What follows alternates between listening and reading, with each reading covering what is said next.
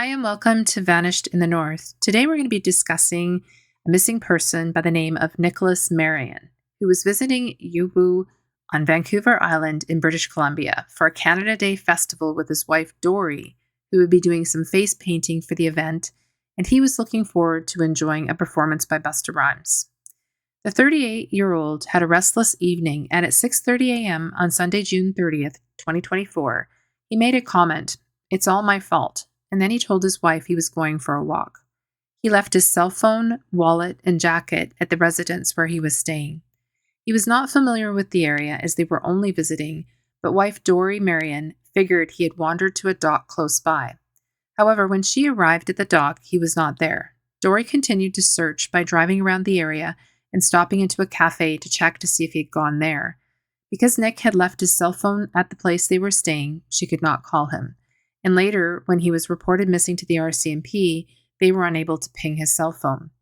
According to his sister Cola, Nick would sometimes wander off for a day or two just to take a break when things got rough. So when Dory shared with her that Nick seemed to be missing, she was not all that surprised or worried, at least initially. However, in the days to follow, Cola, Nicholas's sister, and Carl, his dad, flew up from the southern United States and joined the search effort to find Nicholas. At the time of his disappearance, he was wearing a black t-shirt, black light jogging pants, and black Nike Retro Jordan 11 sneakers. Nicholas Marion is 38 years old. He is 6 foot, 170 pounds, with short black hair, with a beard and brown eyes. He is biracial, African American and Caucasian. He has tattoos with spiritual symbols on his neck and arms. Search efforts for someone missing with a mental illness are much different than efforts made for a hiker. Hikers typically follow an established trail. However, those with mental illness, as described by his wife Dory, will often wander around a lot in a shorter distance. Of course, if Nicholas had wandered off and gotten lost intentionally, he would not be following a typical pattern like a hiker, and he may have even been hiding to avoid being found. There are unconfirmed sightings of Nicholas later the day of his disappearance, June 30th, near Pine Point campsite, and Cowan Road was the last sighting that day at about 10 p.m., and the final sighting of Nicholas was on July 1st at approximately 4:30 p.m. on Cowan Road.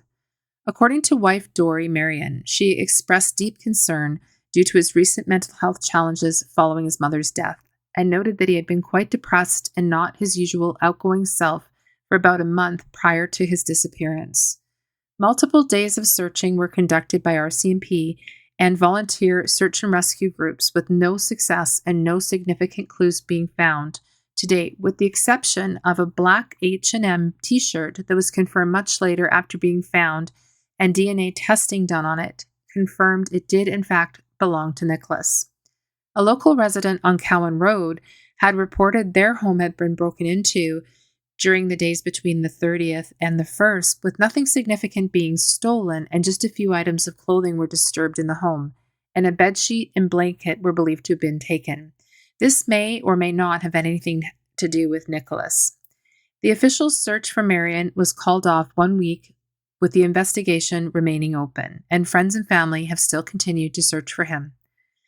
The law enforcement agency involved is the Lake Cowichan RCMP, Constable Pratt at 250-749-6668, file number 2024-1151. If anyone has seen anything, no matter how small, please contact the Cowichan Valley RCMP or Crime Stoppers, or call the anonymous tip line at 226-702-2728, or send an anonymous tip to their website. Thank you for watching Vanished in the North, and please stay tuned to my channel for updates on this and other missing persons cases. Together, we can make a difference. Let's bring Nicholas home.